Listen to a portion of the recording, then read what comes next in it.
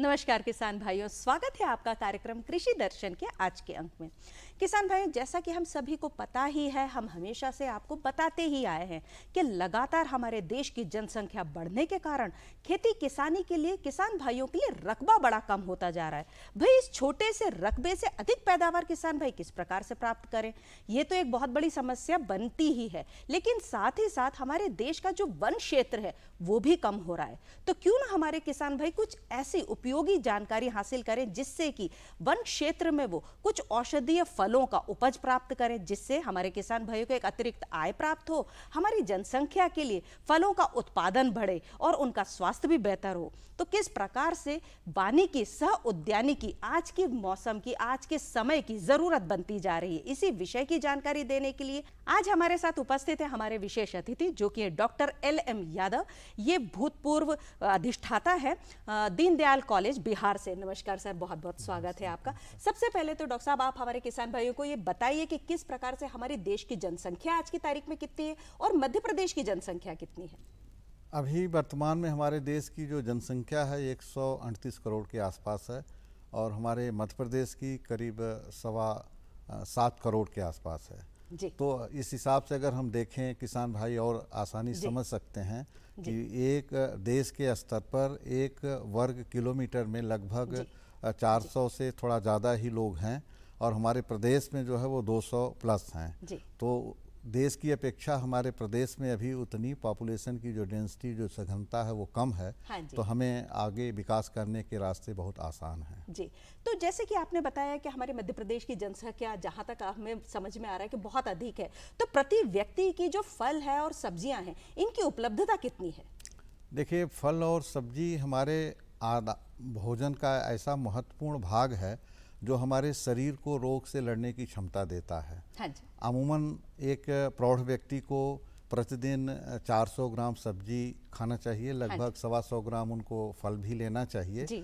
और उस 400 ग्राम में 100 ग्राम अगर वो हरी सब्जी लेते हैं और 200 ग्राम जो सीजनवार जो सब्जियां होती हैं वो, और फिर 100 ग्राम उनको जड़ वाली सब्जियों का सेवन करना चाहिए। जी। तो इससे फ़ायदा होता है कि जो हरी सब्जियां हैं वो आपके पेट को साफ रखती हैं, तो बहुत सारी समस्याओं का निदान वैसे ही हो जाता है। हाँ, और सभी फल सब्जियां विटामिन और मिनरल्स देते हैं जो हमारे शरीर को एक ढंग से कहा जाए बहुत ही इम्यूनिटी देता है। आपने कोरोना काल में देखा होगा कि लोग जो है उद्यानिकी फसलों का ही वो सूप बना करके पीते, जिसमें अदरक है, हल्दी है या तेज पत्ता है या लौंग इलायची वगैरह डाल करके बनता था। सभी उद्यानिकी फसलें हैं जिनका सेवन अगर हम भोजन में एक नियम के हिसाब से करने लगें तो बहुत सारी समस्याओं का निदान उनको मिल सकता है। जी डॉक्टर साहब, ये तो हम सभी को, क्योंकि आजकल जनता बहुत जागरूक हो चुकी है तो उन्हें पता है कि हरी फल सब्जियां खाने चाहिए, फल खाने चाहिए, लेकिन हमारी जो थाली है उसमें महत्व कितना होता है इन सभी का?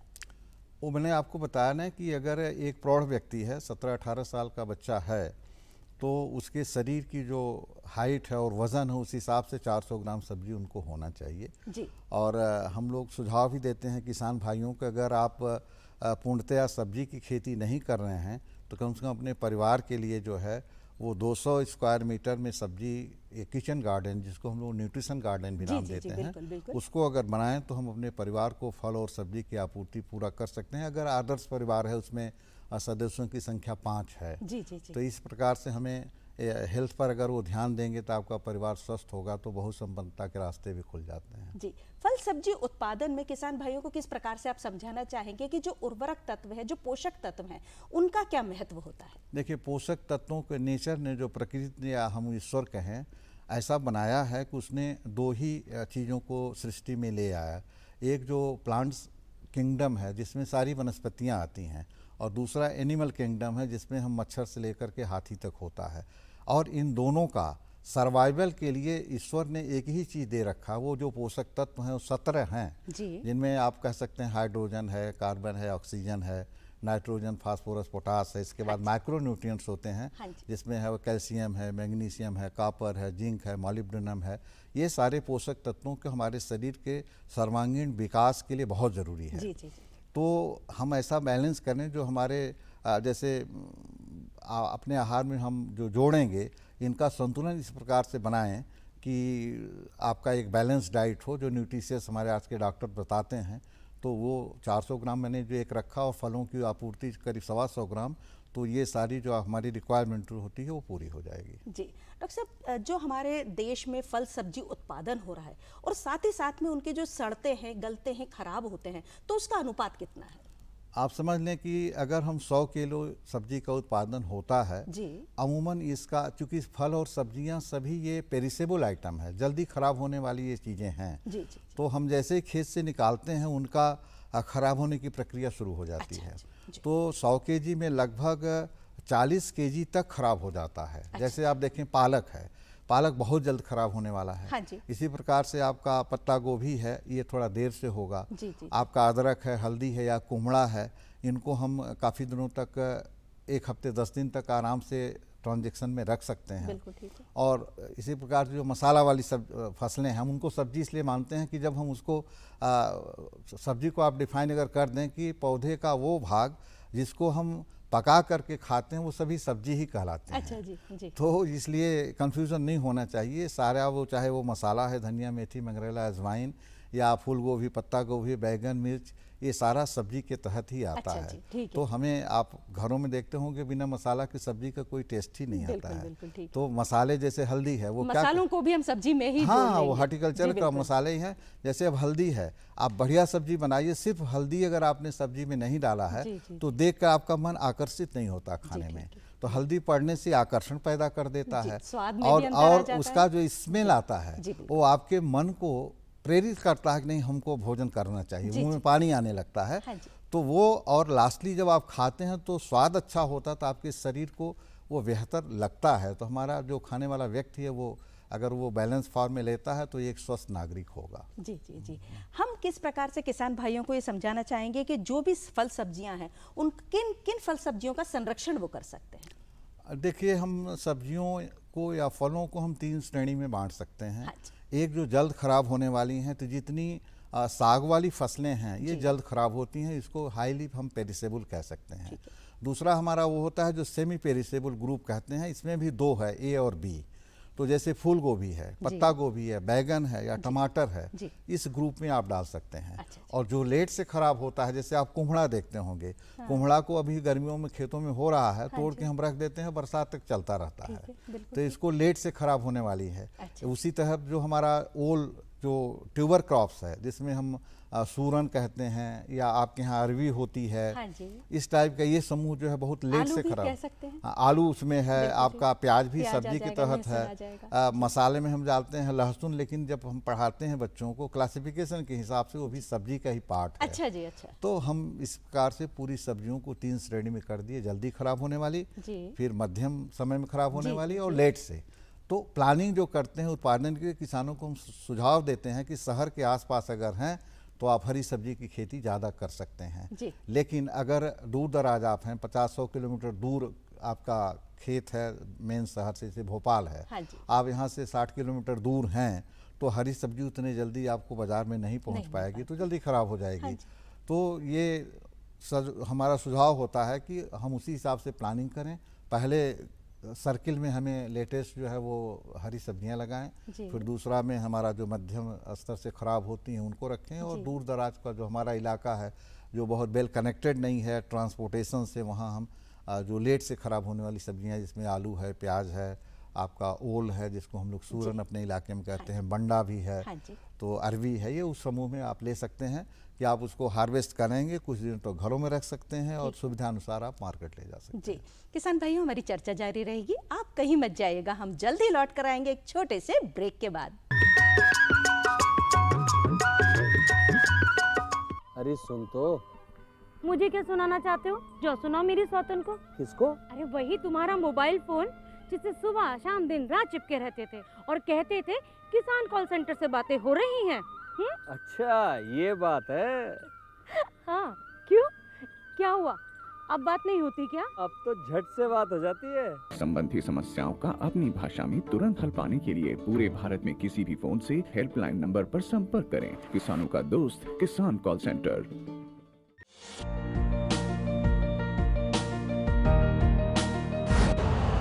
यूरिया का स्वदेशी उत्पादन 70 लाख टन बढ़ाने के लिए 6 उर्वरक संयंत्रों का उद्धार किया जा रहा है। FCIL के गोरखपुर, सिंदरी, तलचर और रामागुंडम संयंत्र, HFCL की बरौनी इकाई और BVFCL की नामरू फोर्थ। सोने पर सुहागा ये है कि देश में अब बनेगा सिर्फ नीम लेपित यूरिया, क्योंकि इससे होगा किसानों का फायदा ही फायदा। अनाज का उत्पादन 10% तक बढ़ेगा। बढ़ेगी 10 से 15% नाइट्रोजन क्षमता।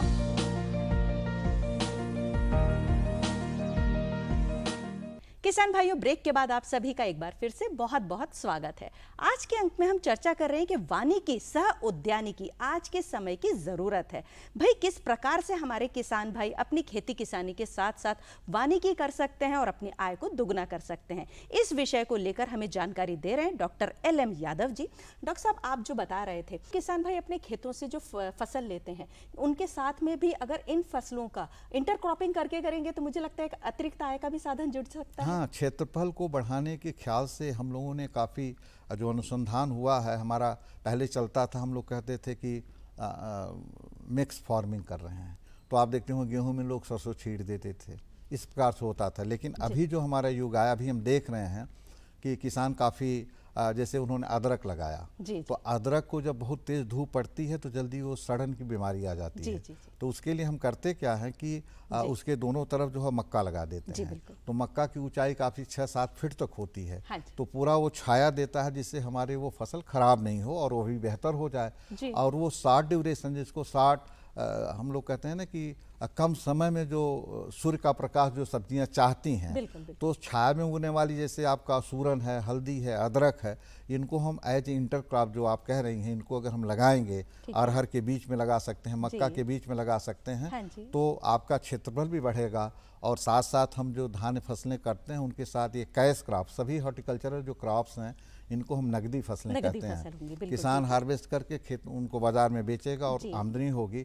और हमारे सरकार की योजना रही है कि हम किसानों की आमदनी डबल करेंगे, तो उनको जब ये फसलों को समायोजित करेंगे तो उनको बहुत बड़ा एक उछाल उनके आमदनी में पड़ सकता है। हमारे सरकार की जो ये पॉलिसी है उसका वो सपना भी पूरा हो सकता है। हमने जो हमारा जो सब्जेक्ट था उसमें जब हमने बोला कि वानिकी सह उद्यानिकी, तो किसान भाई किस प्रकार से वनों से कौन कौन से वो फल सब्जियां हैं या ऐसे फल हैं क्या कि जो वनों से लेकर वो बाजार तक ले जा सकते हैं और हमारे जो जनसंख्या उसको भी लाभ हो और किसान भाइयों को भी लाभ हो? देखिए, मध्य प्रदेश पूरे हिंदुस्तान के उन प्रदेशों में है जो बहुत भाग्यशाली इस मामले में है। हमारे प्रदेश में पूरा जो क्षेत्रफल खेती योग्य है, उसमें लगभग 30% एरिया जो है वो फॉरेस्ट का है। अब फॉरेस्ट को हम फिर पुनः अगर देखते हैं तो कुछ बहुत घना फॉरेस्ट है जहां हम कोई खेती भीतर में कर नहीं सकते हैं। लेकिन 40% के आसपास ऐसा क्षेत्रफल है जहां पर वो झुरमुट टाइप के कुछ पौधे होते हैं और बहुत सारा एरिया खाली पड़ा रहता है। उन जगहों में आप ऐसे फल की फसल लगा सकते हैं जो जंगल के माहौल में आसानी से उग सकता और फल दे सकता है। अब लिस्ट के तौर पर हम आपको बताएं, जैसे हमारे यहाँ अगर आप जामुन लगाते हैं, जामुन का गुण क्या है? हमारे देश के बहुसंख्यक आबादी अभी जो है वो शुगर से परेशान हो रही है, उसकी बहुत बड़ी वो एक दवा है जामुन। बेल है जो अभी गर्मियों में देखेंगे कि किसी को दस्त लग जाता है, डिहाइड्रेशन होता है, तो उसका शरबत इस्तेमाल करते हैं तो पेट के लिए बहुत बढ़िया वो माना जाता है। इसी प्रकार से आपका करौंदा है, करौंदा की चटनी भी बनाते हैं, उसको हम अचार बना के भी खा सकते हैं। जो हमारे आदिवासी भाई बहुत अंदर पड़े हुए हैं जंगलों में, उनके लिए बहुत ही ईजिली अवेलेबल ये चीज़ें हैं जो उनके स्वास्थ्य को उर्वर्धन में बहुत अच्छा मदद करता है। तो और भी कैसे, जैसे सपाटू, चीकू जिसको हम कहते हैं, बच्चों को बहुत पसंद होता है। हाँ, बहुत मीठा होता है, उसमें शुगर कंटेंट करीब 18-19% तक होता है। और खासियत होती है कि वो एक बार में ही पकता है, तो बीच में उसको कोई तोड़ भी नहीं सकता है। तो इकट्ठे आपने तोड़ा, थोड़ा दिन रखा और पक गया तो बच्चे तो बड़े चाव से उसको खाते हैं। तो इन फसलों को हम जहाँ पर हमारी काफ़ी थिन है फॉरेस्ट एरिया, वहाँ हम इनको लगा करके उस क्षेत्रफल को, फलों के क्षेत्रफल को हम बढ़ा सकते हैं। तो जब उत्पादन बढ़ेगा तो स्वाभाविक मार्केट का ये नियम है कि जब बाज़ार में चीज़ें ज़्यादा आती हैं तो सस्ती हो जाती हैं।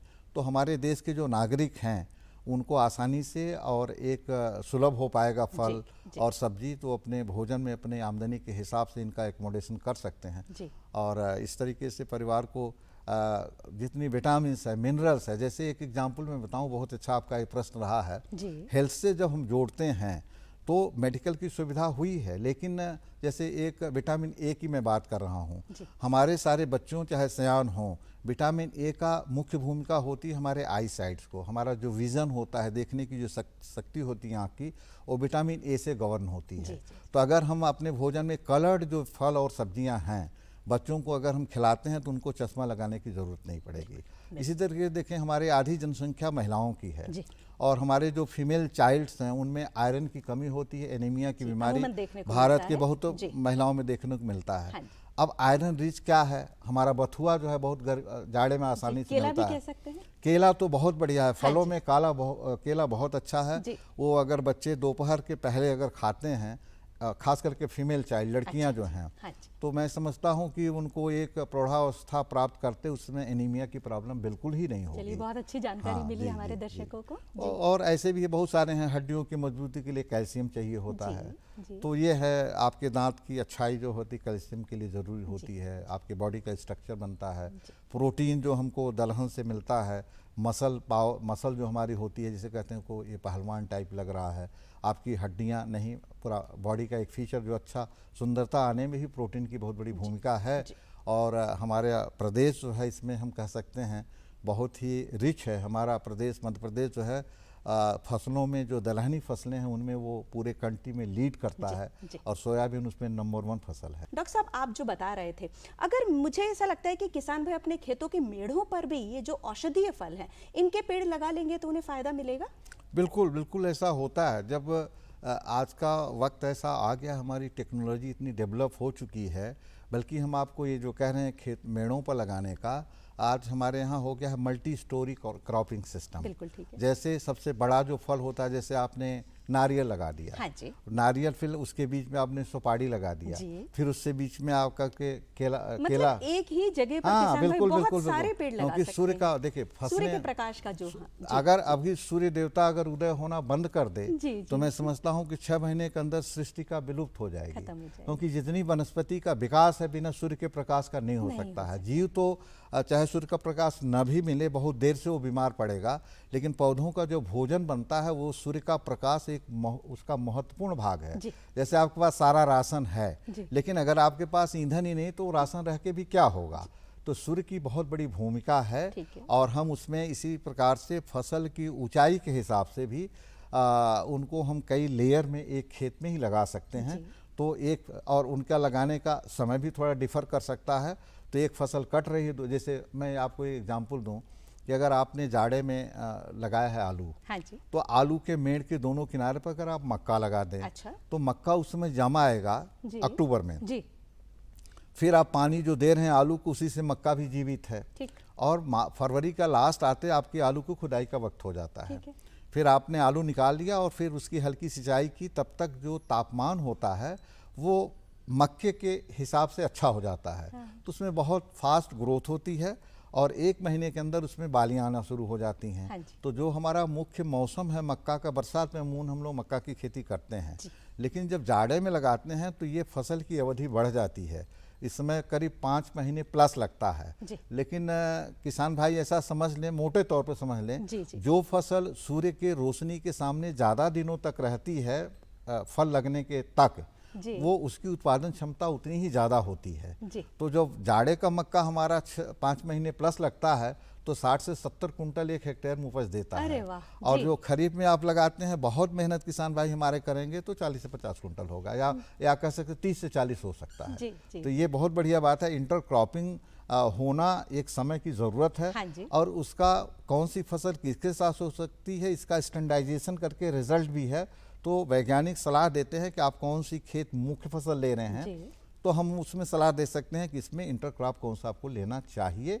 अमूमन एक सलाह है कि जो मिट्टी की उर्वरा शक्ति, जैसे हम कह सकते हैं माँ अगर हमारी स्वस्थ है तो अच्छे स्वस्थ बच्चे को जन्म देगी। बिल्कुल, बिल्कुल। उसी प्रकार से अगर हमारी पृथ्वी माता स्वस्थ रहेगी जी। तो आज का हमारी जो ज़रूरत है उसकी ज़रूरत को पूरा करेगी। हाँ जी। और अगली हमारी जो जनरेशन आएगी, बच्चे जो होंगे भविष्य में 50-60 साल के बाद, तो वो कह सकेंगे कि हमारे जो पूर्वज थे बहुत समझदार थे और वैज्ञानिक तौर तरीकों को अपनाते थे, जिससे ज़मीन उस समय भी स्वस्थ रहेगी तो हमारे देश की जनसंख्या जो है अच्छा सा वो खाना उस समय भी उनको अनाज पानी सब्जी सब मिलता रहेगा। जी डॉक्टर साहब, जैसे कि हम सभी लोगों को पता है कि इस वर्ष को 2023 को हमने श्री अन्न के रूप में मनाने को घोषित किया हुआ है कि हम मिलेट्स के वर्ष के रूप में बना रहे हैं। तो कोदो, कुटकी, सामा, किसान भाई इन जो अनाज हैं इनको, इन फसलों को भी क्या अपने फसलों को अपने खेतों से ले सकते हैं और इनसे कैसे लाभ कमा सकते हैं?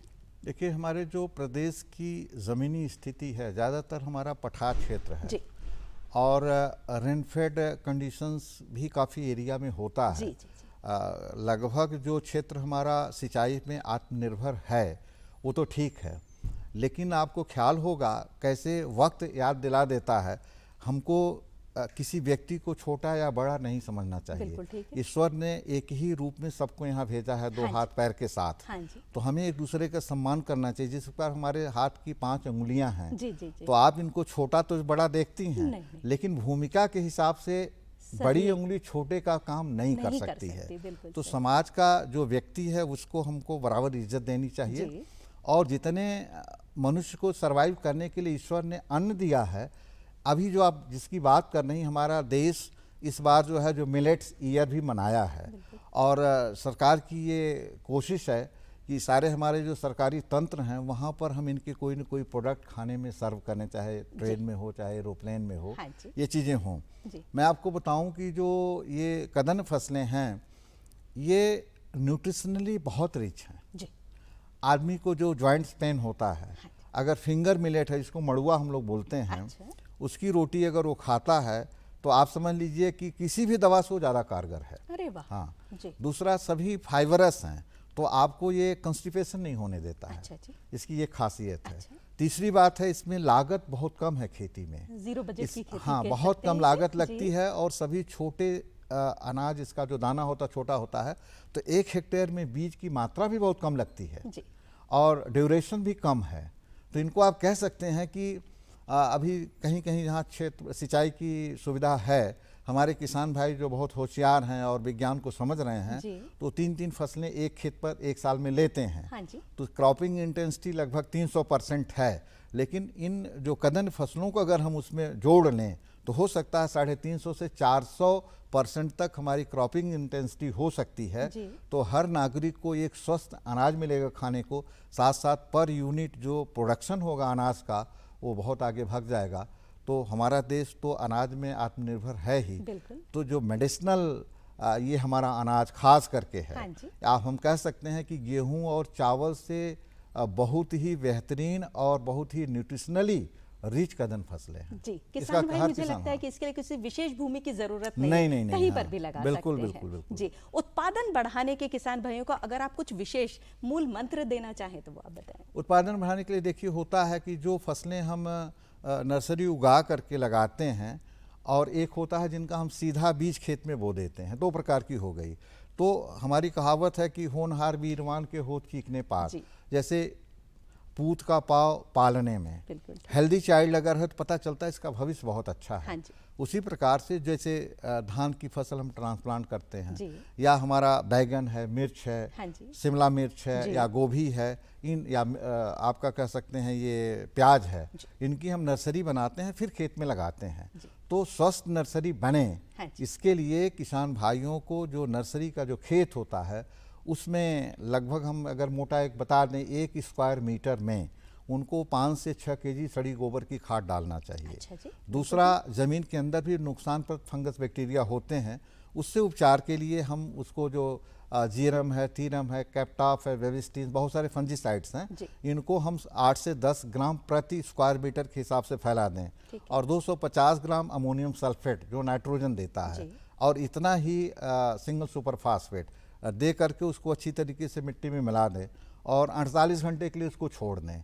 फिर जो आपका उपचारित किया हुआ बीज है, बीज को उपचारित करके किसान को तब नर्सरी में बोना चाहिए। ठीक है। और बीज को उपचारित करने के लिए जो फंजीसाइड मैंने बताया, जीरम, थीरम, कैप्टा, वेल्स्टीन, हाँ जी। वो 2 से 2.5 ग्राम दवा 1 किलो बीज को उपचारित करने के लिए पर्याप्त होती ठीक है। है। लेकिन किसान भाइयों को उसका अंदाज नहीं है, जी। तो वो इसको करते नहीं। ये जरूर करना चाहिए। जैसे बच्चों में टीकाकरण के लिए हम करते हैं, जी। तो बच्चे को पोलियो होने से बच जाता है, पूरा जीवन अच्छा रहता है। हाँ, वैसे फसल के बीज को उपचारित करके नर्सरी में डालिए और सुबह के वक्त ही उसमें नर्सरी में पानी दें। ज़रूरत पड़े तो एक आध बार वो 10 ग्राम यूरिया 1 लीटर पानी में घोल कर छिड़क देंगे, तो आपका जो पौधा हो 1 महीने में पौधा वो खेत में लगाने लायक हो जाएगा। ये स्वस्थ पौधा लगाएंगे तो स्वस्थ फसल और अच्छी पैदावार देगी। ठीक, डॉक्टर साहब आप आए हमारे स्टूडियो में और हमारे किसान भाइयों को इतनी रोचक जानकारी दी।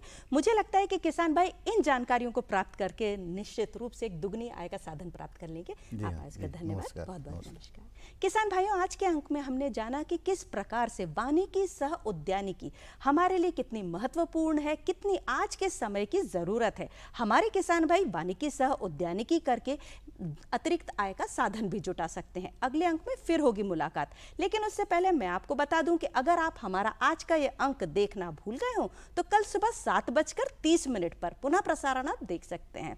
फिर हम आपसे मिलते हैं एक नए विषय के साथ। तब तक के लिए आज्ञा दीजिए, नमस्कार।